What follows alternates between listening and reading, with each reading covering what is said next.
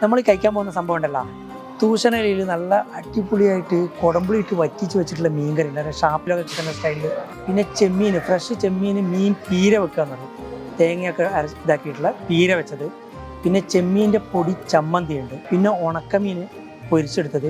പിന്നെ അതേപോലെ നെയ്മീൻ സ്ലൈസ് ആക്കിയിട്ട് നല്ല എണ്ണ കുറച്ചിട്ട് തവിയിൽ ഫ്രൈ ചെയ്ത് നല്ല എരിവും പുളിയൊക്കെ ആയിട്ടുള്ള ഫ്രൈ. പിന്നെ അതോടൊപ്പം ഞണ്ട് നല്ല കുരുമുളകും ചെറിയുള്ളിയൊക്കെ ഇട്ടിട്ട് വരട്ടിയെടുത്തത്.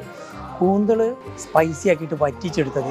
ഇതിൻ്റെ കൂടെ പിന്നെ വരുന്നതെല്ലാം മാങ്ങ ഉപ്പിലിട്ടത്, അച്ചാറ്, ചമ്മന്തി, കറിക്ക് വേണമെങ്കിൽ നല്ല തേങ്ങരച്ച കറിയും ഉണ്ട്, സാമ്പാറും ഉണ്ട്, രസം, മോര്.